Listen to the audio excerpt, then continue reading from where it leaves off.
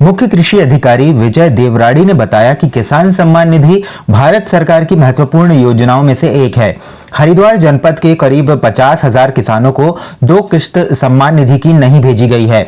जनपद में करीब 1.25 लाख किसान हैं। किसानों के किस्त जारी न होने का मुख्य कारण ई-केवाईसी, किसानों के भू अभिलेख और खसरा खतौनी पोर्टल पर अपडेट एवं बैंक खाते का आधार लिंक न होना प्रकाश में आया है। किसानों को लगातार विभाग की ओर से दस्तावेज पूरे करने के लिए कहा जा रहा है, लेकिन किसान अपने दस्तावेज जमा नहीं कर रहे हैं। सम्मान निधि एक बहुत महत्वाकांक्षी योजना है जो कि जनपद के अधिकतर किसानों को उसमें लाभ मिल रहा है। वर्तमान में जनपद हरिद्वार में कतिपय किसानों को इस योजना का लाभ नहीं मिल पा रहा है विगत 2 वर्षों विगत 2 किस्तों से। उसमें कुछ प्रमुख कारण हैं, जैसे कि एक प्रमुख कारण है किसानों का ई-केवाईसी न होना।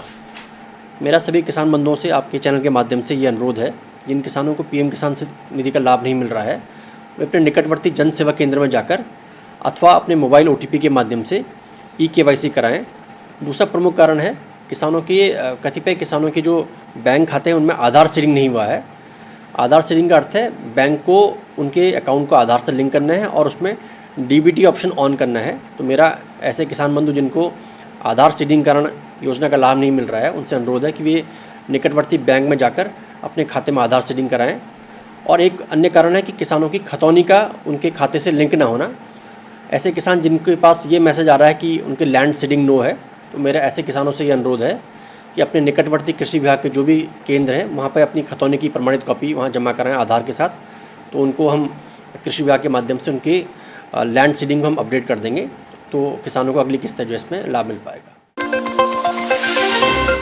परवादून कांग्रेस जिलाध्यक्ष मोहित उनियाल ने बताया कि मंगलवार को कर्नाटक के विजयपुरा बेलगावी में एक जनसभा को संबोधित करते हुए गृह मंत्री अमित शाह ने कहा था कि अगर कांग्रेस की सरकार बनती है तो राज्य का विकास रिवर्स गियर में होगा, वंशवाद की राजनीति चरम पर होगी और कर्नाटक दंगों से पीड़ित होगा। केंद्रीय गृह मंत्री कहते हैं कि अगर कांग्रेस सत्ता में आई तो सांप्रदायिक दंगे होंगे।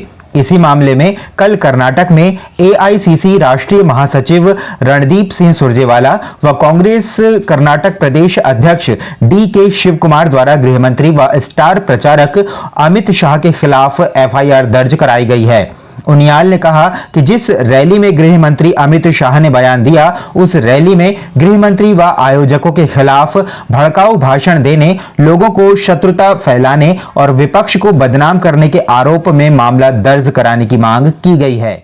आज परवादून जिला कांग्रेस की ओर से हम लोग यहाँ डोवेला कोतवाली पहुँचे हैं और हमने मांग की है कि अभी पिछले मंगलवार को जो हमारे गृह मंत्री हैं देश के, उनके द्वारा एक चुनावी भाषण में जो बात कही गई जिसमें उन्होंने कहा कि अगर कर्नाटक में कांग्रेस की सरकार आती है तो प्रदेश में दंगे हो जाएंगे, तो कम्युनल राइट्स फैलाने की वो बात कर रहे हैं। कौन कर रहे हैं? देश के गृह मंत्री कर रहे हैं।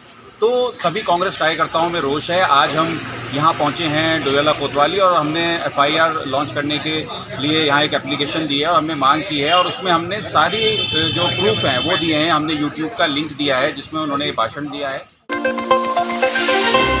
उत्तराखंड में 4 धाम यात्रा के आरंभ होने के साथ ही ITBP द्वारा श्री बद्रीनाथ धाम एवं इसके आसपास स्वच्छता बनाए रखने में महत्वपूर्ण योगदान दिया जा रहा है। ITBP के जवानों द्वारा बद्रीनाथ मंदिर के निकट पहाड़ियों व जल स्रोतों को स्वच्छ रखने हेतु अभियान चलाया गया है।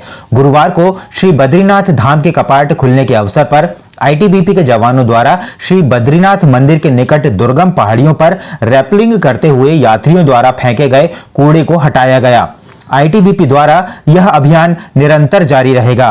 प्रशासन ने भी ITBP के जवानों के इस स्वच्छता अभियान की प्रशंसा की है। इससे 4 धाम यात्रा पर आने वाले सभी तीर्थयात्रियों एवं स्थानीय लोगों को धामों व 4 धाम यात्रा मार्ग पर स्वच्छता बनाए रखने की प्रेरणा मिलेगी। धामी सरकार के कैबिनेट मंत्री चंदन रामदास के निधन के बाद आज भारतीय जनता पार्टी ने प्रदेश के सभी बूथों पर चंदन रामदास को श्रद्धांजलि देते हुए शोक सभा का आयोजन किया।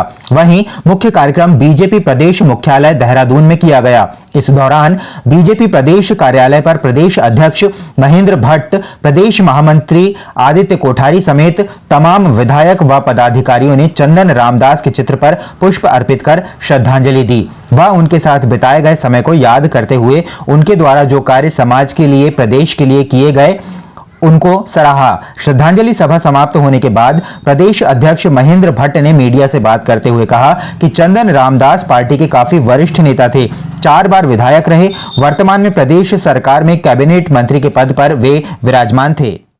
कि चंदन रामदास जी हमारे बहुत वरिष्ठ कार्यकर्ता थे, प्रदेश सरकार में मंत्री थे और जो विभाग उनको दो दिए गए, चाहे परिवहन का विभाग हो, समाज कल्याण का विभाग हो, दोनों विभागों ने प्राकृतिक रूप से और अकाल्पनिक प्रगति प्राप्त की। अचानक उनका चला जाना हम सबको स्तब्ध करता है। कल मैं बागेश्वर में भी था और जिस प्रकार का जन स्नेह उनके प्रति वहाँ की जनता ने दिखाया, अपने आप में बहुत था। माननीय मुख्यमंत्री जी ने कल वहाँ पर कहा है कि चंदन रामदास जी ने बागेश्वर की जनता के लिए जो वादे किए गए, जो उनकी घोषणाएं थी, उसको धरातल पर उतारा जाएगा। मैं आज प्रदेश अध्यक्ष होने के नाते भारतीय जनता पार्टी के सभी सदस्यों की ओर से उनके प्रति संवेदना व्यक्त करता हूँ। हम श्रद्धांजलि देते हैं और उनके परिवार भगवान इस दुख की घड़ी को सहने की शक्ति प्रदान करें, ऐसी हम ईश्वर से प्रार्थना करते हैं।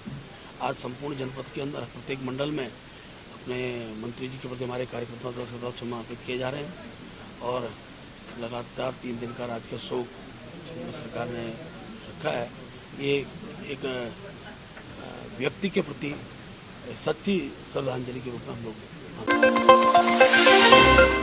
ड्रग्स विभाग की टीम ने मंगलौर क्षेत्र में स्थित दवाई की फैक्ट्री का औचक निरीक्षण किया, जिसमें दूसरी कंपनी का रैपर बदलकर अपनी कंपनी का रैपर लगाया जा रहा था। निरीक्षण करने पहुंची ड्रग्स विभाग अधिकारी अनीता भारती ने कंपनी का चल रहा प्रोडक्शन बंद कर दिया है। निरीक्षण के दौरान फैक्ट्री में दवाइयां भी खुली पड़ी हुई थीं और साथ में कई दवाइयों के रैपर भी खुले में पड़े हुए थे। ड्रग्स विभाग के निरीक्षण के बाद दवाई फैक्ट्री में हड़कंप मचा रहा। वहीं दवाइयों की फैक्ट्री में इतनी बड़ी लापरवाही उजागर होने के बाद दवाइयों की गुणवत्ता पर भी सवाल खड़े हो गए हैं। दरअसल ड्रग्स इंस्पेक्टर अनीता भारती मंगलौर स्थित दवाई फैक्ट्री में निरीक्षण करने पहुंची थीं। फैक्ट्री में कई महत्वपूर्ण दवाइयां खुली पड़ी हुई थीं। दूसरी कंपनी की दवाइयों को अपनी कंपनी का लेबल देकर तैयार किया जा रहा था, जिसमें ड्रग के सभी नियमों का उल्लंघन किया गया था।